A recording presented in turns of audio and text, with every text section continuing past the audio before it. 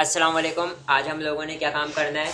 Last class में हम लोगों ने माई स्क्वेल को देखा था कि माई स्क्वेल है क्या चीज़। सही मैंने बताया था आपको कि ये एक मैनेजमेंट स्टूडियो है, इसके ऊपर एक्सेस कैसे किया जाता है मैंने वो बताया था। तो आप लोगों ने जैन सर्वर को डाउनलोड करना पड़ेगा, उसको इंस्टॉल करना पड़ेगा और वो हमारे पास कहाँ पे मिलेगा, सी ड्राइव में एग्जाम नाम का फोल्डर बन जाएगा बाय डिफॉल्ट और उसके अंदर जो है उसकी सारी इंपॉर्टेंट फाइल्स मौजूद होंगी। ठीक है, तो अब जाहिर सी बात है, अगर आप लोगों को माई सिक्वल का एक्सेस करना है तो you should have to start server first. Local server को आपने जो है वो ऑन करना पड़ेगा, जिसका नाम क्या है, अपाची। ठीक है, तो अपाची का जो सर्वर है वो ऑन करने के लिए आप लोगों ने अगर जैम इंस्टॉल किया हुआ है तो आप लोगों ने उसके कंट्रोल पैनल से जाके ओपन करोगे। तो कंट्रोल पैनल में जाने का तरीकेकार क्या है, आप जाते हो, देखें यहाँ पे भी मैं जैम लिख सकता हूँ, मेरे पास यहाँ से भी कंट्रोल पैनल आ जाएगा। इन केस अगर यहाँ पर मेरे पास नजर नहीं आ रहा हो तो आप जाएं कहाँ पर, सी ड्राइव में।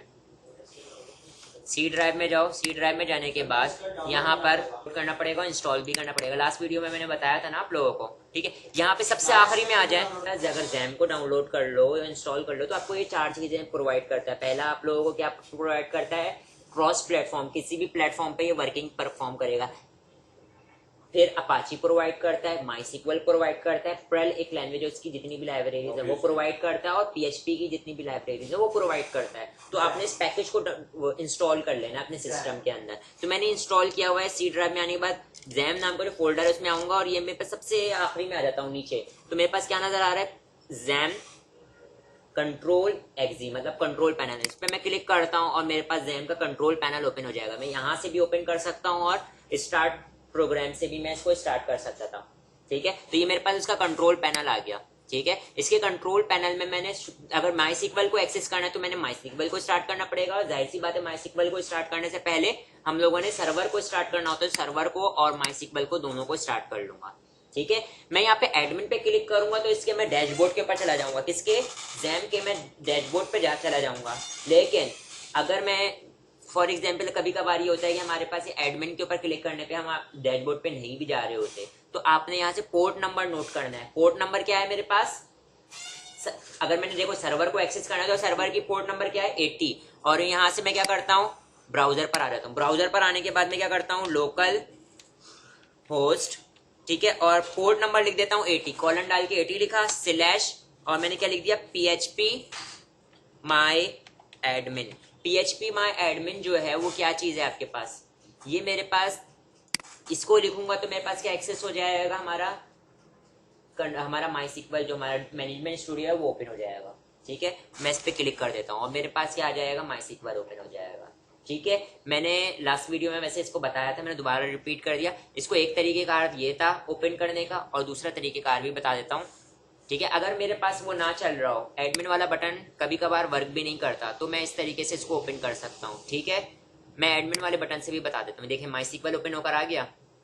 ठीक है, अब मैं यहाँ से इसको कैंसिल कर दे रहा हूँ। इसको यहाँ से मैंने कैंसिल कर दिया और मैं यहाँ से क्या कर रहा हूँ, एडमिन पे क्लिक करके जा रहा हूँ। एडमिन पे मैंने क्लिक किया और मैं किस पर आ गया, अपने डैशबोर्ड पर आ गया। ठीक है, दूसरा तरीकेकार है, यहाँ पे PHP माई एडमिन लिखा हुआ है, इस पे क्लिक कर दिया और PHP माई एडमिन मतलब अपने सर्वर पर आ गए। ठीक है भाई, माई सिक्वल पर आ गए। तो ये दो तरीकेकार से मैंने दोनों तरीकेकार बता दिया कि भाई किस तरीके से हम लोग जो है वो इसको एक्सेस कर रहे होंगे। अब कुछ चीज़ों से आप लोगों की जो है वो जान पहचान है।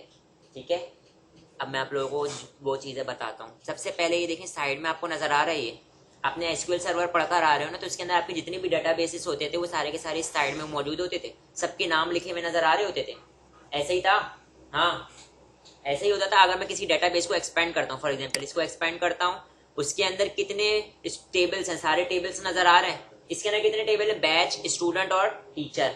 अगर मैं इस बैच को एक्सपेंड करता हूँ तो बैच के अंदर कॉलम्स, कॉलम्स को एक्सपेंड करता हूँ, कॉलम्स के अंदर सारे कॉलम नजर आ रहे हैं।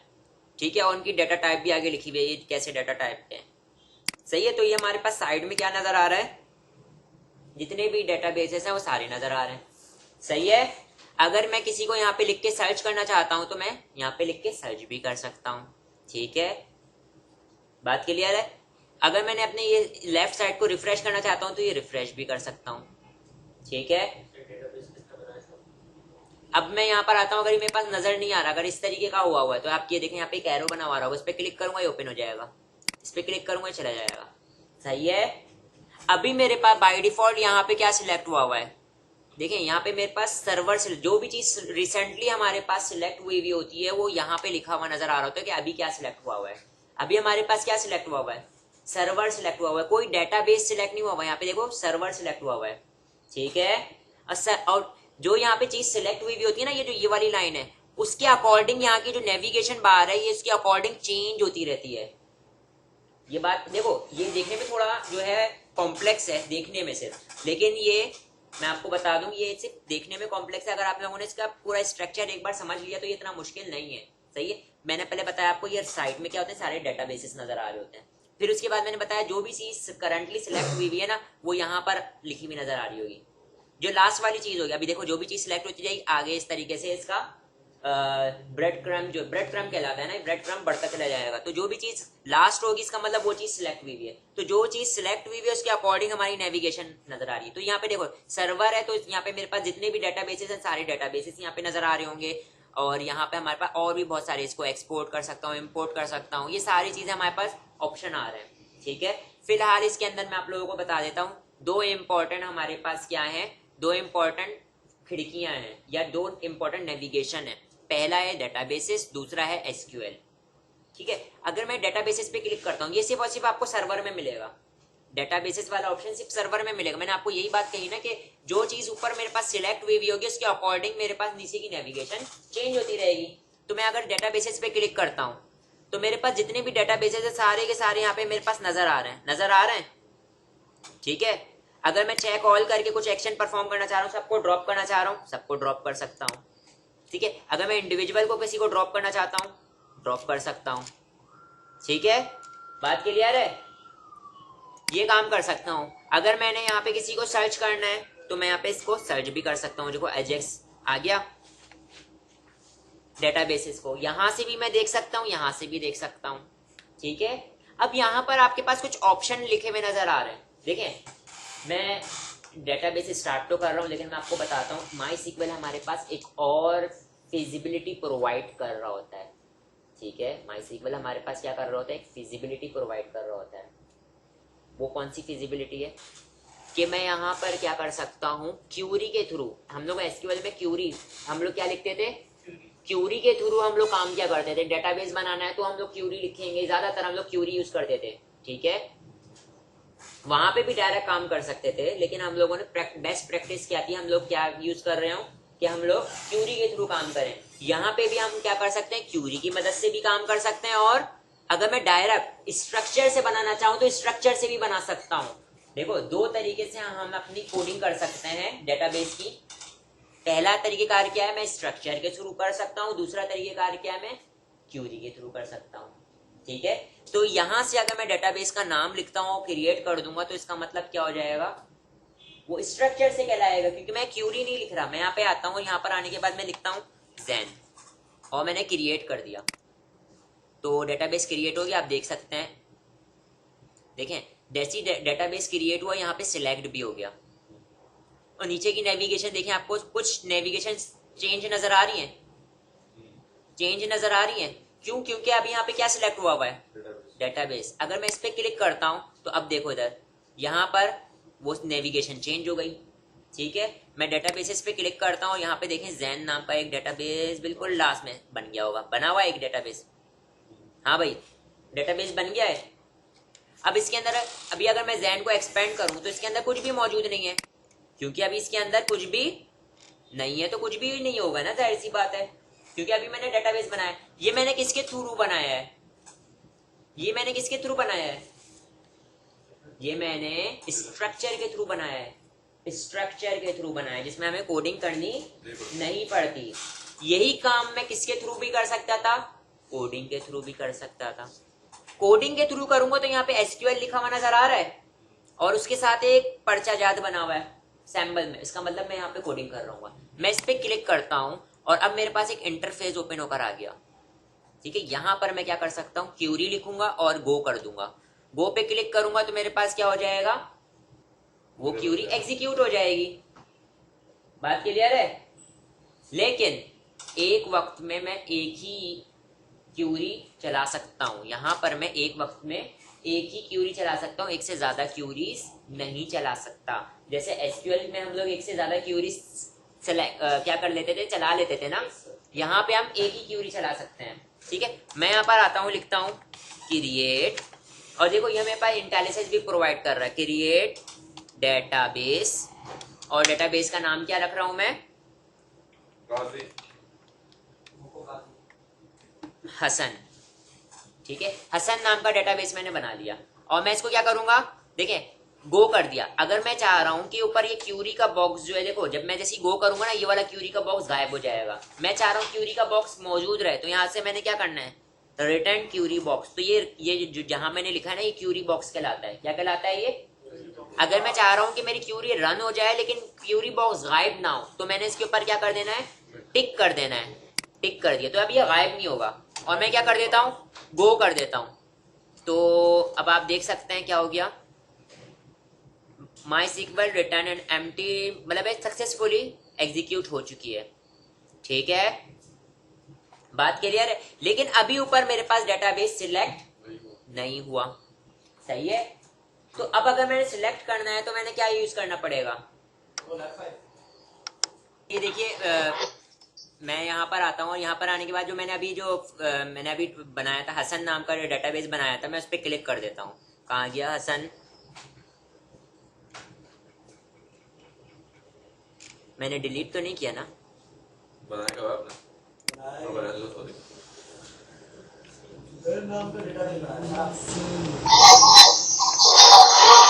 से हम लोगों ने डेटाबेस को बनाने के बाद यहाँ से रिफ्रेश करना पड़ेगा। अगर मैं यहाँ पे कोई भी डेटाबेस बनाता हूँ ना, फॉर एग्जांपल मैंने क्या किया, क्रिएट करता हूँ, क्रिएट डेटाबेस, और डेटाबेस का मैं नाम रख देता हूँ क्या, फॉर एग्जांपल असद। ठीक है, और मैंने यहाँ से इसको गो कर दिया, सही है। तो यहाँ पे ये यूज नहीं हो रहा, लेकिन अगर मैं यहाँ पे तलाश करूँ असद को, तो मेरे पास असद मिल भी नहीं रहा। क्यों नहीं मिल रहा, उसकी वजह क्या है, यहाँ पे मेरे पास इसको रिफ्रेश करना पड़ेगा। इसको रिफ्रेश करूंगा, मेरे पास यहाँ पर असद मिल गया। ठीक है, लेकिन अभी इसके अंदर कुछ भी मौजूद नहीं। जैसे मैं इस पे क्लिक करूंगा, ये यूज में आ गया। ठीक है, तो ऊपर की जितनी भी नेविगेशन थी उसके अकॉर्डिंग क्या हो गई, चेंज हो गई। तो अब देखें इधर, अब मैं बता रहा हूँ ना, इधर देखें, देखें सर्वर के अंदर क्या बन सकते थे, सर्वर के अंदर क्या बन सकते थे, डेटाबेस। डेटाबेस के अंदर क्या बन सकते हैं, टेबल्स। तो यहाँ पे मेरे पास ऑप्शन आ रहा है स्ट्रक्चर का पहले ही। यहाँ पर देखिए, यहाँ पे हम लोग क्या काम कर सकते हैं। अभी मेरे पास करंटली कौन सिलेक्ट हुआ हुआ है, डेटाबेस।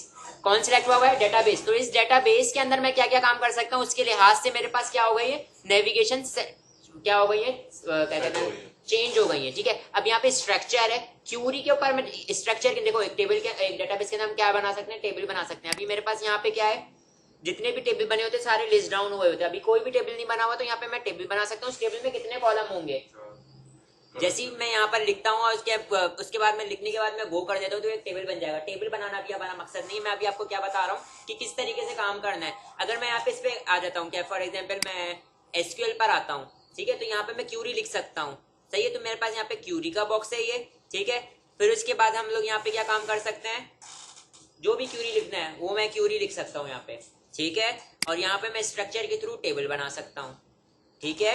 ये हमारे पास क्या है, इस जो चीज ऊपर सिलेक्ट होगी इसके लिहाज से हमारे पास क्या होता रहेगा, यहाँ पे नेविगेशन चेंज होती रहेगी। मैं कोई डेटाबेस सिलेक्ट करता हूँ जो पहले से उसमें टेबल वगैरह बने हुए, ताकि आप लोगों को समझा सकूं। मैं चेजअप सिलेक्ट करता हूँ, अब क्या सिलेक्ट हो गया, चेजअप, ठीक है। तो अब मेरे पास स्ट्रक्चर में क्या बने हुए आने लगे, दो टेबल है। कितने टेबल है, दो, एक ईएमपी नाम का, एक मैनेजर नाम का। और अगर मैं यहाँ पे बनाना चाहूँ तो यहाँ पे मैं नंबर लिख के बना सकता हूँ। तो ये मेरे पास स्ट्रक्चर के थ्रू टेबल बन जाएगा। अगर मैं यहाँ पर आता हूँ और क्यूरी के थ्रू टेबल बनाना चाहूँ तो क्यूरी के थ्रू टेबल बना सकता हूँ, ठीक है।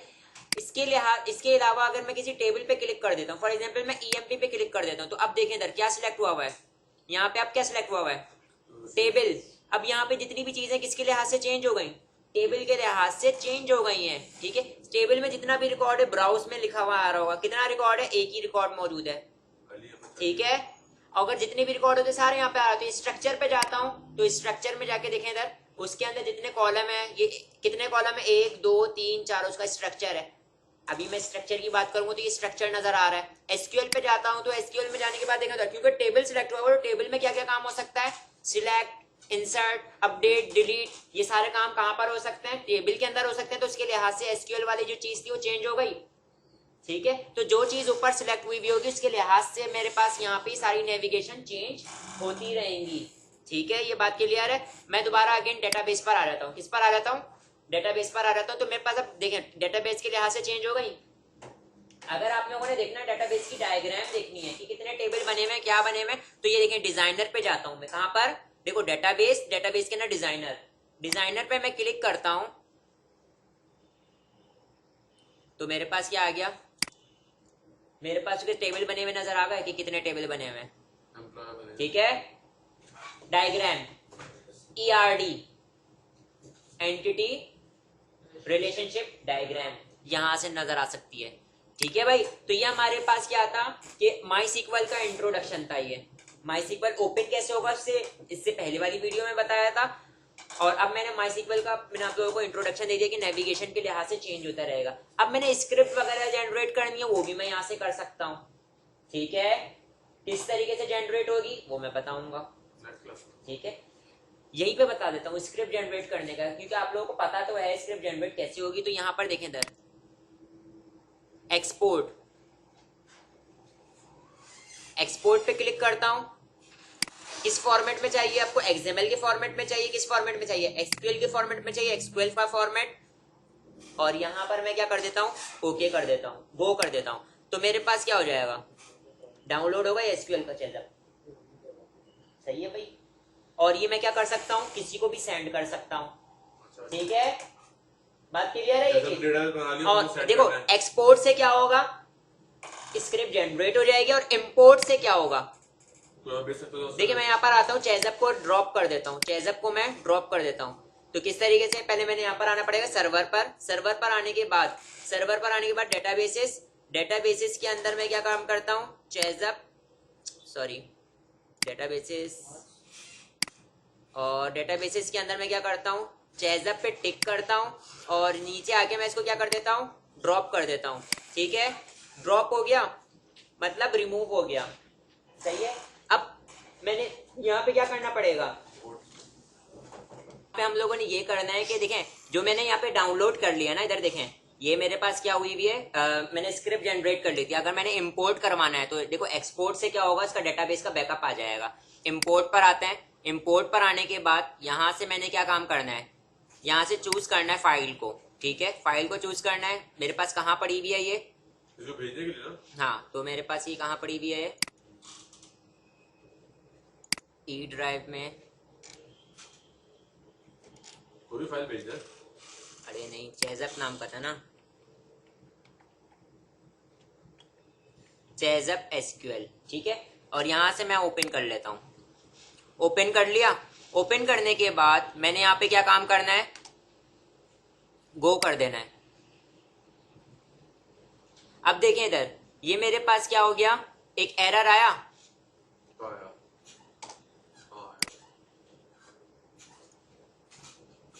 उसकी वजह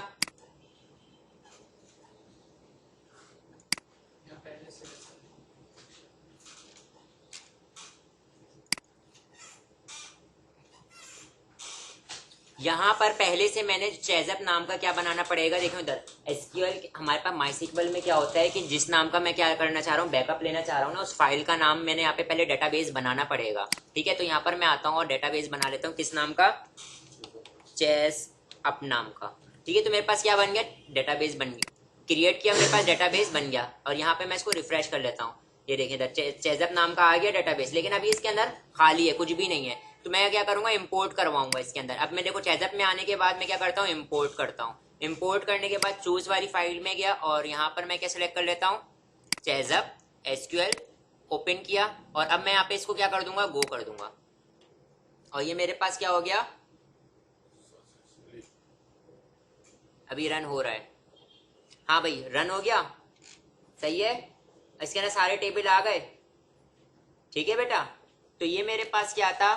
मैंने स्क्रिप्ट जनरेट किया, इंपोर्ट और एक्सपोर्ट करवाया। नेक्स्ट क्लास में हम लोग क्या करेंगे? ट्रांजैक्शंस SQL को देखेंगे, मतलब है कि उसकी कितनी कैटेगरी है, DDL, DML, ये सारी चीजों को देखेंगे।